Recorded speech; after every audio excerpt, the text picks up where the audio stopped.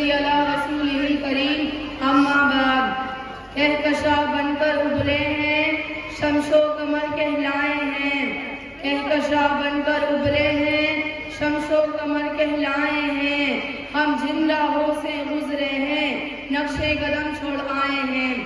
آج کی یادگار محفل میں میری تقریر کا عنوان مولانا ابوالکلام آزاد کی شخصیت مجاہدین آزاد ہند کی نظر میں۔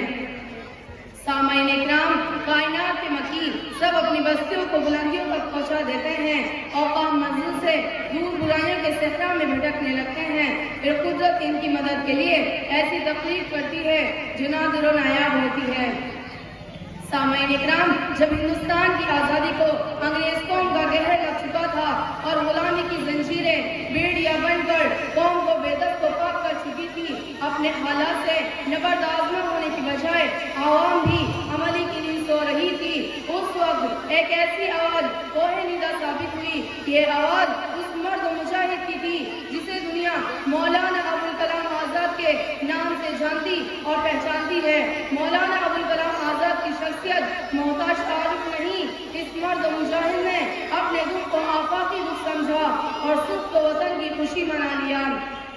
سامعین اکرام، مولانا ابوالکلام آزاد کی شخصیت بے پناہ خصوصیات کی مجموعہ تھی۔ ایک طرف وہ ایک عالی بہترین خطیب، مفکر، مدیر، دانشور تھے اور دوسری طرف وہ ایک سیاستداں، تاریخ داں، قوم ملی رہنما، ماہر تعلیم اور مجاہدین آزاد ہند بھی تھے۔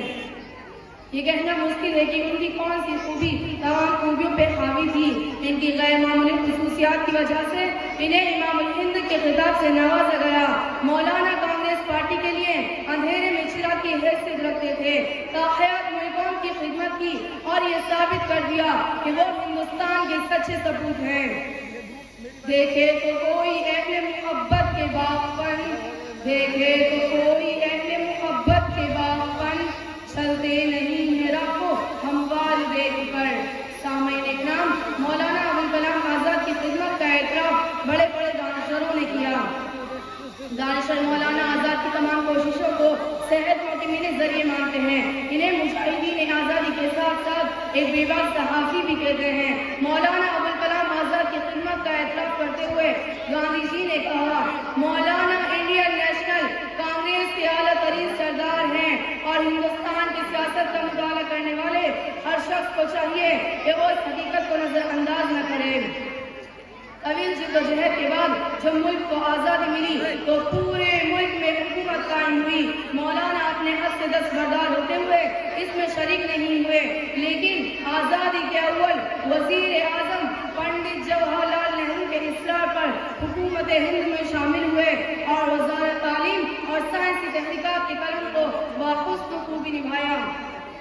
مولانا آزاد کی صلاحیتوں کا اعتراف کرتے ہوئے پنڈت جواہر لال نہرو نے کہا، ہندوستان میں سیاست کی کتابیں سب سے زیادہ میں نے پڑھی ہیں اور خود کو علم سیاست کا ماہر سمجھتا تھا، لیکن مولانا آزاد سے گفت شنی کے بعد احساس ہوا کہ وہ ہم سے بہت آگے ہیں۔ پنڈت جواہر لال نہرو نے انہیں میر کاروت کے خطاب سے نوازتے ہوئے کہا، مولانا ہندوستان کے عظیم مشترکہ تہذیب کے نمائندہ ہیں، بلکہ مولانا جدید و قدیم کے درمیان ایک پل کی حیثیت رکھتے تھے۔ پنڈت جواہر لال نہرو انہیں ایک بہترین قومی رہنما سمجھتے تھے، جس کا اظہار انہوں نے بار بار کیا۔ وہ نرم دل دوست کے مانند رو دیا، وہ نرم دل دوست کے مانند رو دیا، دشمن نے بھی جب اپنی مصیبت بیان کی۔ سامعین اکرام، مولانا آزاد کی تحریک صحافاتی نہیں، تفصیلی تھی، نظر حکیمانہ انداز۔ سامعین اکرام، میں اپنی تقریر کے اختتام پر صرف اتنا کہوں گی کہ آج آزاد ہندوستان جس کی سیاست پر سیاست داناز کرتے ہیں اور قابل تقریر اور اعلیٰ نظام تعلیم جس پر ہم ہندوستانی فخر کرتے ہیں، یہ اس مرد مجاہد کی بے پناہ کاوشوں کا نتیجہ ہے۔ تو مر گیا پھر بھی زندہ ہے سخن تیرا، تو مر گیا پھر بھی زندہ ہے سخن تیرا، برسوں تیرے لفظ سے آستانہ بنیں گے، خاکی تیری تعبیر کبھی ختم نہ ہوگی، خاکی تیری تعبیر کبھی ختم نہ ہوگی، تاحسر تیری خاک سے پیمانے بنیں گے۔ جو لوگ تیری طرز سیاست سے خفا ہیں، جو لوگ تیری طرز سیاست سے خفا ہیں وہ بھی تیری تہذیب کے دیوانے بنیں گے. وآخر دعوانا ان الحمدللہ رب العالمین. السلام علیکم ورحمۃ اللہ وبرکاتہ. ماشاءاللہ یہ بڑا تقریر کر رہی تھی. انہیں میں داد دیتا ہوں شعر سے. غلط الزام میں ہم پر کو وفاداری نہیں کرتے. غلط الزام میں ہم پر